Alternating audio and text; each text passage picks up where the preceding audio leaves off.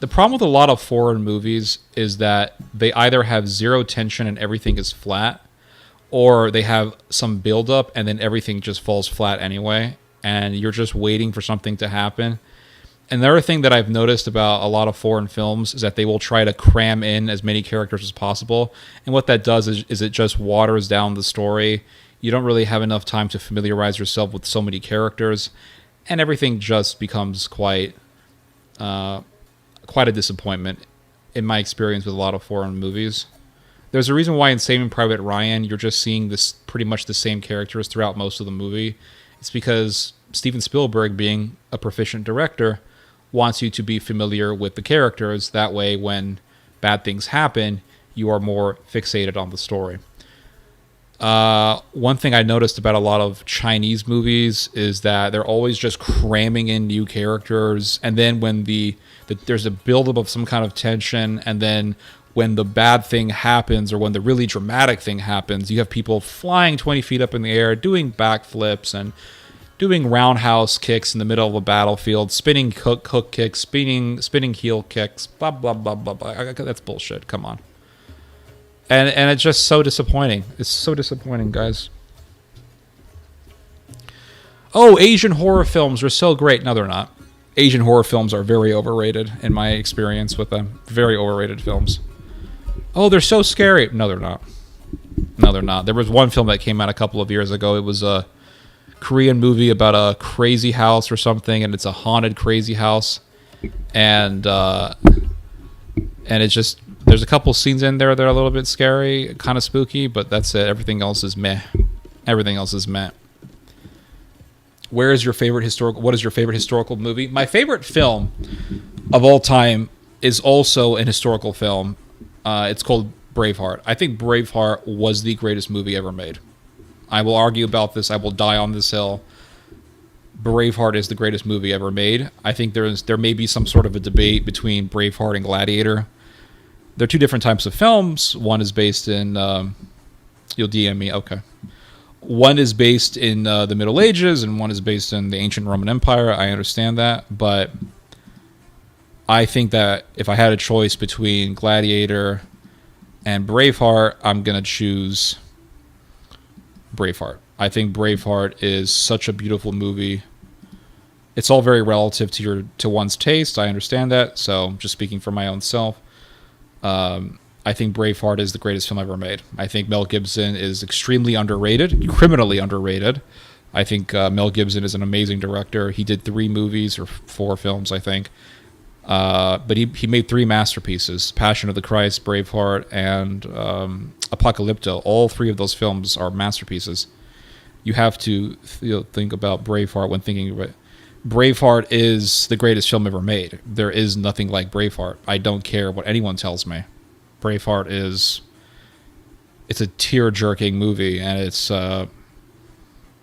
powerful. It's like a 3-hour-long movie, and it's just powerful. Such a powerful film. So much character development and progression, and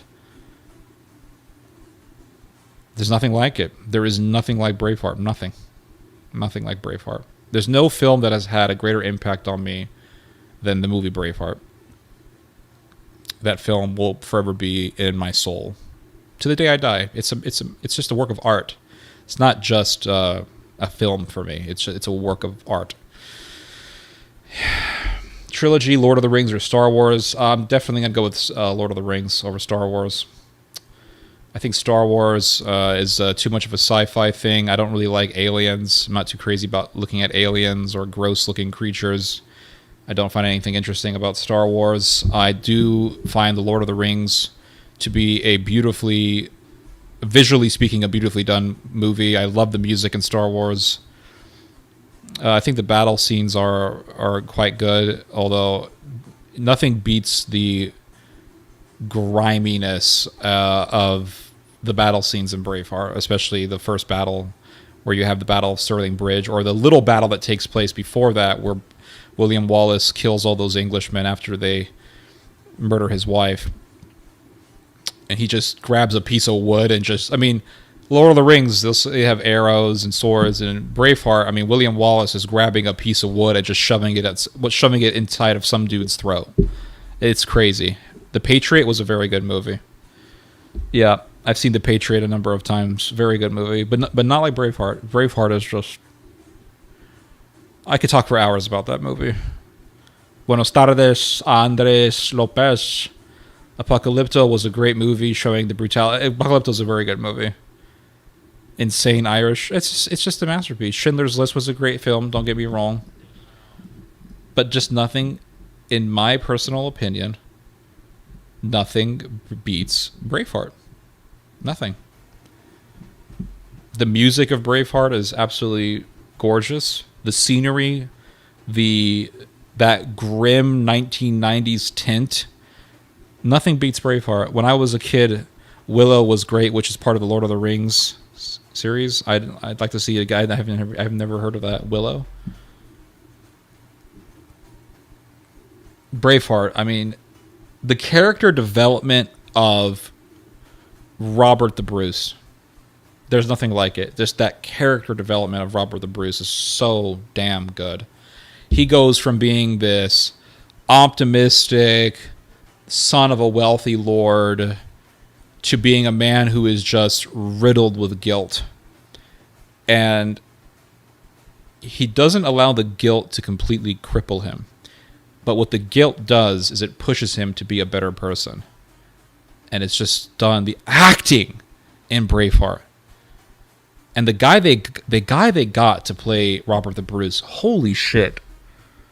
This guy should be in movies all the time. He did the Braveheart. He's done in some grimy colored British movies or whatever, and that's it. You see him in some BBC movie. I mean, the acting is so underrated.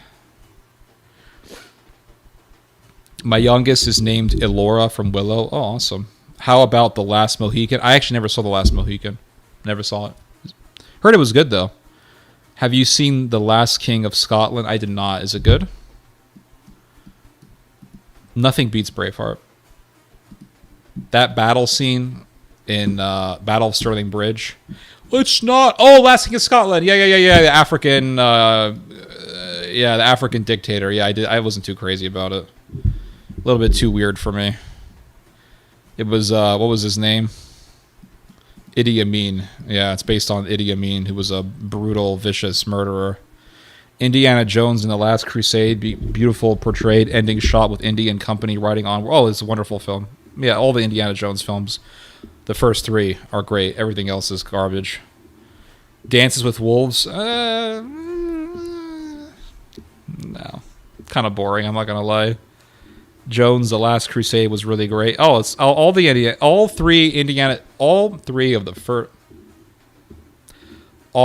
the films from the original Indiana Jones trilogy were amazing. They're just amazing. Temple of Doom was great. Great movie. Pissed off the Indians. Last Crusade was great. Ark of the Covenant, that was awesome. The guy they got to play the German Nazi who was looking for the Ark of the Covenant is such a good actor. Such a good actor. I listen to Braveheart music often. Favorite track is Making Plans. It just, the whole thing gives me chills. Glory? Which movie was that? I don't know. It sounds like the type of title that they put in a lot of different movies. Glory? What movie is that? Oh, yeah, with Denzel Washington. I saw this when I was in high school. I think that was Denzel's first big role, if I'm not mistaken. It was okay. It wasn't like an amazing film for me. I bet one of Ted's favorite movies is Starship Troopers. Isn't that a comedy with John Candy? Or something? Actually, no. You're talking about when they kill big bugs? I'm not too crazy about it. Dances with Wolves is surprisingly accurate, so I believe it is a slow, but it's tell that story. Yeah. I saw it many years ago. I never really saw it that many times. I think I've seen Dances with Wolves. Usually I've just seen it where I'll start to watch it when it's in the middle of the movie because they always will play it on the television. They were always playing that film on television, and so usually I would just watch it from the middle of the film and then see a few scenes. And then when I was in high school, they had us watch Dances with Wolves from beginning to the end. So that's when I watched it from beginning to end. was whatever. It wasn't that great. In my opinion, I was never really too crazy about it. I'm not going to lie. Ridley's first movie, Kingdom of Heaven, was good. Kingdom of Heaven was decent. I love the beginning of Kingdom of Heaven where they have the battle scene in the forest. I think that was really cool. And I think that the rest of the movie should have maintained that style. My problem with Kingdom of Heaven is that while it did have good battle scenes, it gets overwatered with just a bunch of scenes that are kind of boring for me. Are not really that interesting. I don't really care about a love interest between some knight and a woman who's cheating on her husband. So yeah, there's that. But it just got, what's the word? It got too subsumed into bizarre or really not interesting scenes. I shouldn't say bizarre, but just not really interesting scenes. I think that the battle scene in the beginning with Liam Neeson is amazing, but I just wish the rest of the film was as great as that scene. And I wish that it had carried that same style and that same vibe and atmosphere. Willow? Okay, I'll check out Willow. The Duelists? I've never heard of that. Have I heard of that? Never heard of The Duelist. That's an old-ass movie. 1977. Damn. That's an old-ass movie, guys. Some ancient stuff. Yellowstone is the currently accurate best show on TV. I never saw Yellowstone. I heard good things about it, though. Taken was a very good movie. I love the first Taken. The other two were not very good, but the first Taken was amazing. You want to hear a funny story? Remember Ayaan Hirsi Ali? I believe Ayaan Hirsi Ali was a plant of some sort, some kind of a psyop. I can't prove it, but that's what I suspect. I never really liked Ayaan Hirsi Ali. She popped up around the time when my dad was doing a lot of speaking and doing a lot of media presentations. She popped up basically when my dad was already a celebrity. And she was all over the place. She was on all the big Western media outlets. Not all of them, but on a lot of them. She was talking about how Islam is a threat to the world and all that stuff. She's from Somalia. I think she went through female genital mutilation at a young age, which is tragic. So a lot of people liked her because she was this woman who went through a lot of abuse and she was telling everybody about the problems with Islam, which is fine. What I didn't like about Ayaan Hirsi Ali was how she was an atheist, and so she was pushing her atheism on the vehicle of counter-jihad. That's what she was doing. I had a friend who ran a decently popular blog back in the day. This was back in 2000 and... When did Taken come out? Because...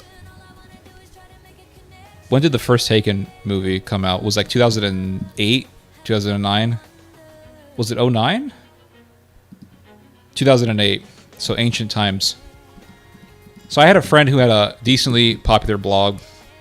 And she wrote me and she said, hey, listen, I'm going to have Ayaan Hirsi Ali on. And if you want, call in and confront her. Because she was very atheist and she didn't like Christianity very much. Although I heard that she changed recently. If that's true, good for her. So I called in and I confronted Ayaan Hirsi Ali. If I ever find the clip, I'll have to post it on here somehow. I don't know how I'm going to find it though. But I remember confronting Ayaan Hirsi Ali and I said, why do you bash Christians when Christians are your biggest ally in this whole battle with Islamization?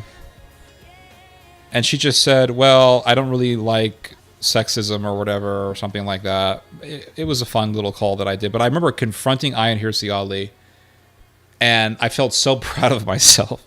Felt so proud of myself afterwards. I recorded it and I put the... Well, I didn't record... I think I did record it.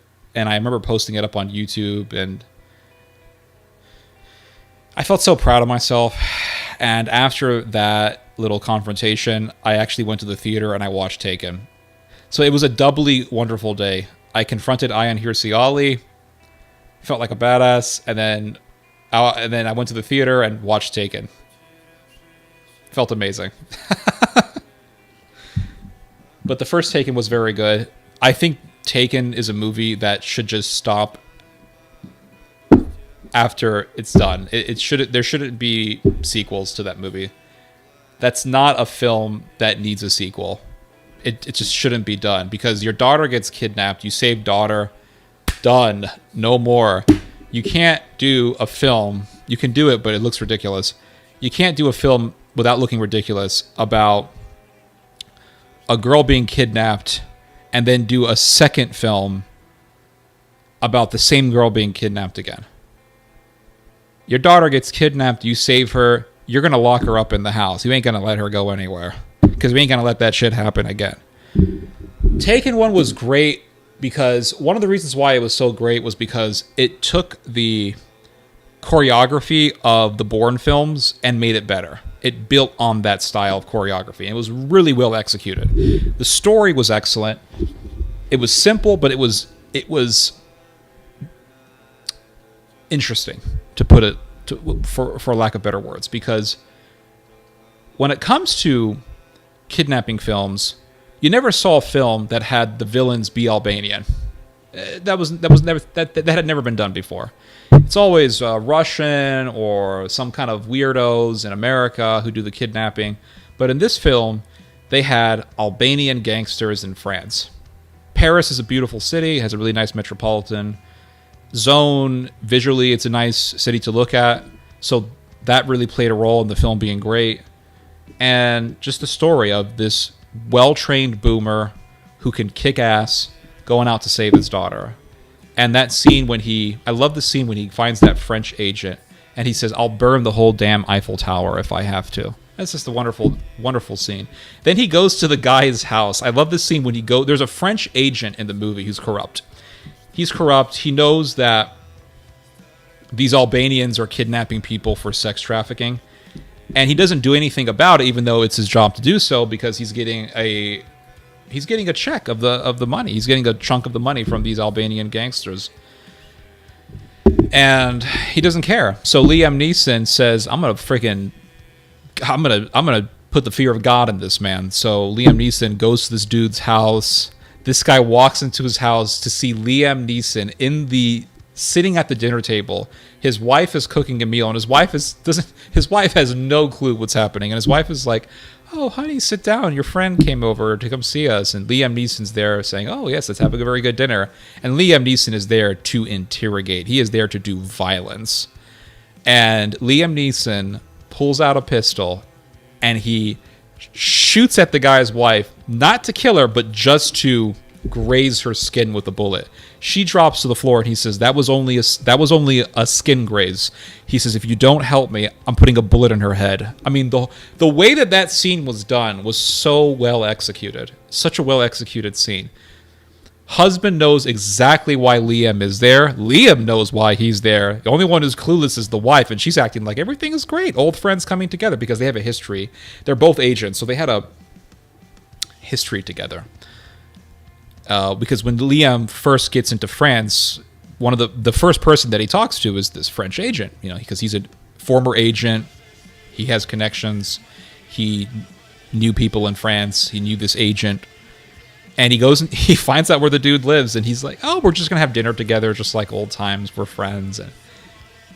And I love how you have these scenes. I think it's the mark of a good director for the audience to feel awkward when the setting superficially at the surface is normal, right? At the surface it's normal, friends getting together for dinner. But you feel the tension, you feel the awkwardness, and it's all there in that scene. And to me, it's the best scene of the whole movie. Best scene in the whole film. And he says, "It's just a skin wound. You don't help me, I will put a bullet in her head." And it's the way it escalates is just so well done. But then in the second movie, Taken 2, frickin' Liam Neeson goes to Turkey. Okay, your daughter gets kidnapped by Albanians. The last country you're going to go to is Turkey. Because Turkey is basically the second Albania. It's full of Albanians, and it's full of gangsters. And Man, my daughter got kidnapped by Albanians. Where are you going to go? I'm going to go to the country that supports Albania. Albania's best friend, Turkey. Great idea. Daughter gets kidnapped a second time. Then they have a Taken 3. Daughter gets kidnapped a third time. Wait a second. This is going from once being a realistic story, a cool story, to just being cringe. It just goes downhill on Cringeville. Taken 4. She gets kidnapped a fourth time. How many times are we going to do this? Your daughter gets kidnapped. You're locking her up in the house. She ain't getting kidnapped again. She ain't going to get kidnapped again. Yeah, daughter gets kidnapped by Albanian gangsters. I'm going to go to the country where all the Albanian gangsters are friends and hang out and have dinner and smoke hashish. Oh, brilliant. Brilliant idea. So freaking cringe, guys. It goes from being, oh my god, your daughter got kidnapped, to being, okay, are you lying to me? Or is this a scam? What bullshit is this? Got kidnapped a third time, man. I really need your help. I don't know what to do. Taken was a film that should have been one and done. It's a one and done film. Great movie. Don't mess it up with sequels that are just unnecessary and cringe. That's just my opinion. I'll read your guys' comments. Man on Fire was a great film with Denzel Washington. Wonderful movie. I loved it. Liam Neeson was a great actor. Absolutely. Liam Neeson is a great actor. Very good actor. Lawrence of Arabia. I saw that years ago. I thought it was good.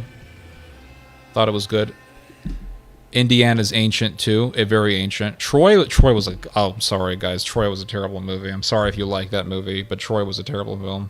I hated that movie. I saw it in theater when it came out. I was in middle school, I remember. And here I was thinking, wow, this film is going to be as great as Gladiator, and boy was I wrong. It was just a garbage film. It was boring as hell. They had Brad Pitt in it, which is the most most unfitting actor for a film of that type.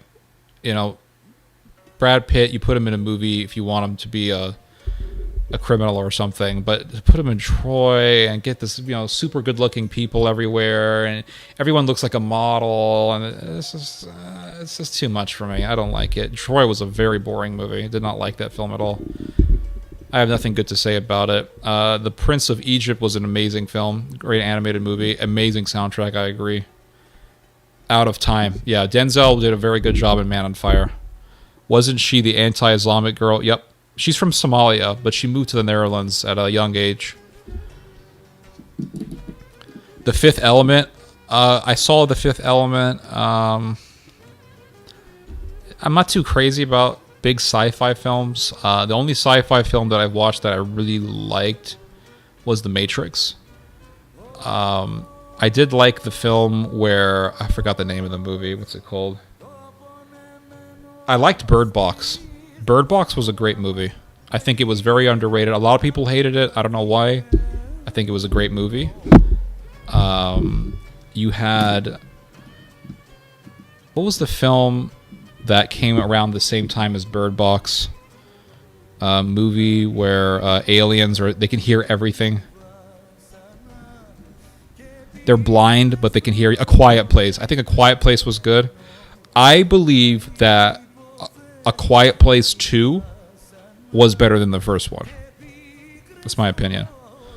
I liked how they had more diversity in A Quiet Place 2. You had cannibals and other humans there, and they got that Irish actor. I think he did a good job. I liked the second one. They have a third one coming out. The third one looks good. I'm definitely going to see that one. Definitely Ancient Times. Yeah, we're going down memory lane. Was it made by Luke? She's a big debater. I don't know. Wasn't she kidnapped in Turkey in the second? Yep, she was. After being kidnapped by Albanians. Yeah, if I get kidnapped by Albanians and I somehow escape, the last place I'm going to is something called Turkey. Biggest freaking ally of the Albanians. The Road, I think, visually was a very well done movie. My problem with The Road is that there was so much lost potential in the film. Visually, the film was very nice. I liked how it looked. The setting, the atmosphere really, really fits the context, which is basically a post-apocalyptic society. My problem with The Road was that in the opportunities that it had to really, really bring up the tension, it would either bring no tension at all, or it would slightly intensify the tension and then quickly bring it down and then kill the whole scene. The best example of that was the scene when they're stuck in the house full of cannibals. That scene was, for what it's worth, in the part when it's really tense, it was well done. My problem is that it stopped there. I think that if it just prolonged that tension and then kept the mood in that light, I think it would have been a very good film. So in other words, what I'm trying to say is that if the film was Viggo's character dealing with these cannibals and then constantly running away from them, and the cannibals show up, and you do have these moments of calm, but then they're disrupted by these scenes where you got cannibals coming after you and you're running away, and then maybe in the end Viggo kills the cannibal leader and the rest of them run away or something like that. That would have been great. But the problem that I have with The Road is that it's just dull, and then you have this one scene with the cannibals which is horrifying, but it only lasts for a couple of minutes, and then it just, or really maybe 45 seconds, I don't remember, and then it just dies with a whimper, and then that's it. There's really no more tension in the film. It's a very flat movie. So it has a beautiful scenery, a very fitting scenery for the story. It does have this moment of intensity, but the moment falls flat very quickly, and then that's the rest of the film is quite dull.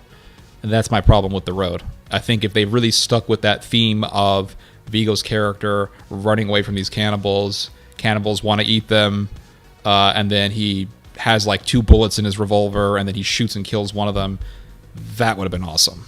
But that's not what happened. So, well, it has to be based on the book. You don't have to be loyal to the book at the expense of tension. You don't. I think if you have a good concept and you can build on it, perfect. That's my opinion. I'm not much for sci-fi. Okay. My favorite dystopian film is Children of Men. I think it was a masterpiece. Yeah, yes. Albanian gangsters in Europe. Heard they were so much of a pain in the ass. It created Archon. What's Archon? I have to look that up. Liam is a very underrated actor. Yeah, I think he's excellent. I saw the film The Grey many years ago when it came out in theater. One of the most depressing films I've ever seen. I don't care what anyone says. Bloodsport. Oh, Bloodsport's a very good film. Very good movie. I loved it. What do you think was the best spy movie? Best spy movie. I did like Tomorrow Never Dies with Pierce Brosnan. I think that was a great movie. GoldenEye was excellent. How about Bad Lieutenant with Harvey Keitel? Bad Lieutenant. Let me look it up real quick.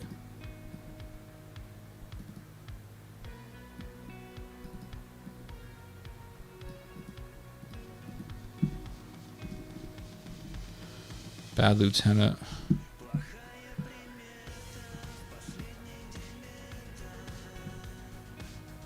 I have not heard of this film. Came out when? 1992. I'll check it out. Definitely check that one out. Sounds wild. It absolutely does. The Rover 2014. I have not heard of that. I'll look that up right now. The Rover.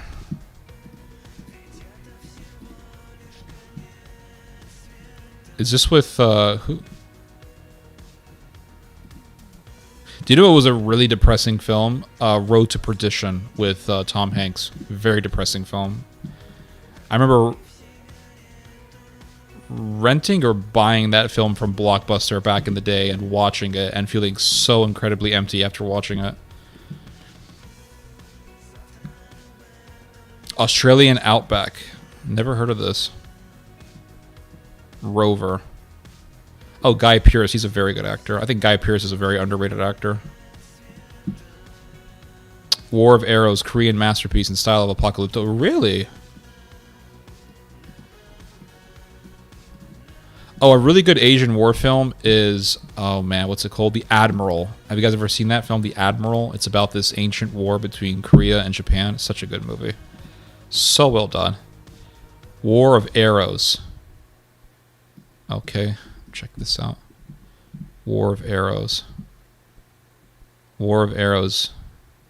5 million tickets sold in South Korea. Wow. I'm gonna check out the trailer real quick. Oh, it looks like one of those films that, where everyone is doing Crouching Tiger, Hidden Dragon stuff. They're all jumping up in the air sort of thing. So many Asian movies are like that, and the one Asian film that I've seen that's not like that was hated by Chinese people. It was called City of Life and Death. It's a complete masterpiece of Asian film. And it was such a well-done movie because it was so grim and realistic, and nothing was over the top. There was nobody jumping up in the air, nobody doing backflips. There was no Crouching Tiger, Hidden Dragon shit. It was just Chinese people trying to fight for survival and then being butchered by the Japanese, which is the reality of what happened. And so many Chinese people were like, this fucking movie, why are we running away? Why are we not ninja warriors hopping up in the air? And all the Chinese people gave it bad reviews. I thought it was a masterpiece. It took 5 years to make the film. It was such a good movie. And all these Chinese people hated it because one of the reasons why they hated it is because there's one Japanese soldier who has some humanity to say, hey, this isn't right what we're doing. No Japanese person had humanity. They're all evil. Japanese devils. None of them were good. No one had compassion. There was a come on. There had to have been one Japanese guy who said, come on, guys, this is messed up. You know, the problem with a lot of foreign movies is, the problem with a lot of movies in general, not just foreign, but American films also do this sort of thing. There's just no tension. If the film has no tension, there's no build-up to tension. If there's no atmosphere that lets me know, hey, some messed up shit's about to happen. If there's no build-up, or if there is a build-up and then everything just falls flat, I just turn the movie off. I'm not joking. And I know when a film is good. I'll watch a movie and I'll say, damn, this movie's going to be freaking good. And I'm always right. I watched this one Jewish horror film. I'm not joking, guys. This movie actually exists. I forgot the name of it. I'll look it up if you guys are interested. But I remember watching this film last year. It was a Jewish horror movie. And it had the stereotypes in the movie. I'm not going to lie, guys. It had the stereotypes. And the film, the story takes place in somewhere in Brooklyn in some Orthodox Jewish enclave. And there's a Jewish guy who's married a Goyim woman, of course. And there is this creepy... Also, to give you guys more background. So guy is married... There's a Jewish guy married to a non-Jewish woman, but I think she's planning on converting or whatever. And then his dad runs a morgue. Right? What's it called? A mortuary. He runs a mortuary. And they do the embalming and all that stuff. It's kind of like the film The Rite with Anthony Hopkins. And this, yeah, okay, so far so good. Nothing bad about this. This is a good setting for a horror film. Mortuary. I mean, what better place can there be for a horror film than a mortuary? So, but he's married to this white non-Jewish woman, and then there's a Jewish guy who's working at the mortuary, and he's like, you married a goy, didn't you? And he's like, what? Like, yeah, she's real good, isn't she? What the...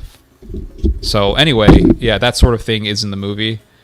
And then there's a scene where...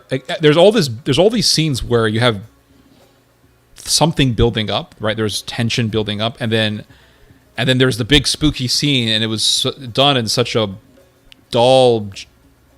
jejune way that it just falls flat. And the first time it happened, I said, okay, I'll give the film a chance. Second time it happened, okay. Third time, it's like, okay, fool me once, fool me twice, shame on me sort of thing.